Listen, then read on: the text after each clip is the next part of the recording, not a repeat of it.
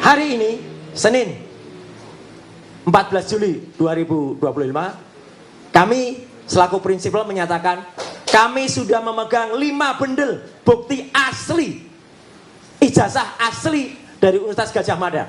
Bukan hanya fotokopi, tapi ijazahnya asli.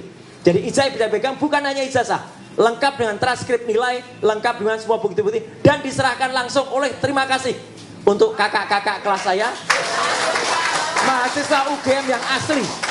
Dan itu adalah dari Fakultas Kehutanan yang lulus angkatan 85. Jadi itu pada periode tahun 85 dari Fakultas Kehutanan Universitas Gadjah Mada yang asli. Jadi kami sudah mendapatkan tim hukum termasuk tim advokasi, kami sudah mendapatkan, mohon izin masih di tangan kami karena atas pesan dari yang bersangkutan kami memegang amanah betul. Jangan ditunjukkan dulu, nanti di pengadilan baru ditunjukkan. Tapi saya tidak mau hanya omon-omon, saya tunjukkan nanti analisisnya. Jadi fakta ini bukan cuma omon-omon seperti pihak sono ya. Ada 5 bendel, sekali lagi, ada 5 bendel ijazah plus transkrip nilai asli dari UGM, Universitas Gadjah Mada, bukan UPP, Universitas Pasar Pojok Pramuka ya.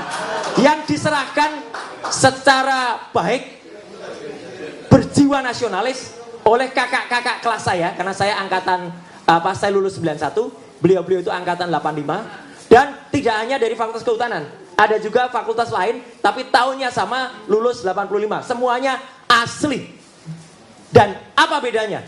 Ternyata perbedaannya sangat tajam dengan yang disebut-sebut ijazah miliknya Joko Widodo. Apa ketajamannya? Ini baru saya katakan. Saya sedikit contoh saja pakai ijazah saya sedikit ya. Ini ijazah asli saya. Ya, sebelah kanan kenapa beruat gitu? Ini nanti ada analisisnya, analisis ELA.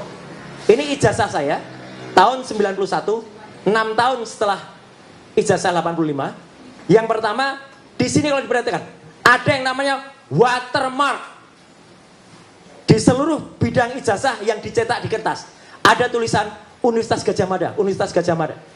Jadi di situ ada tulisan Universitas Gadjah Mada, Universitas Gadjah Mada. Tidak ada di ijazah ini. Clear. Kehabisan tinta itu mas. Tidak ada. Jadi watermark itu penting sekali. Ya. Saya sampaikan bukti ini semacam yang disampaikan Dr. Tifa kemarin sore. Ya. Tapi tetap saya dengan Dr. Tifa tidak atau belum menunjukkan yang lembar aslinya dulu, karena itu akan di pengadilan. Tapi kami menunjukkan analisis. Yang kedua, ada yang namanya emboss. Itu dikatakan juga di Refli Harun oleh Dr. Tifa. Embossnya ada di mana? Nanti saya ceritakan embossnya. Jadi emboss itu ada logo Universitas Gadjah Mada. Dan itu tidak bisa dibuat di Pasar Pramuka. Gak mungkin. Ada emboss yang ada di situ, nembus sampai belakang. Yang ketiga, ada benang kertasnya. Jadi kertas ini genuine. Ada benang kertasnya. Saya bisa tunjukkan di ijazah asli milik saya. Mohon maaf kalau Anda lihat nama saya kok tidak mirip ya. Kok di situ terbaca Suryo Udoro. Kan saya Suryo Noto Diprodjo. Iya. Bapak Ibu, saya mendapatkan pergantian nama dari Roy Suryo Udoro menjadi KRMT Roy Suryo Noto Diprodjo. Asli juga itu. Ya. Dari Keraton Pakualaman. Keraton Pakualaman dan Keraton Jogja gelarnya tidak bisa dibeli. Asli. Lain dengan seseorang dari Pasar Pramuka yang tiba-tiba jadi KPH.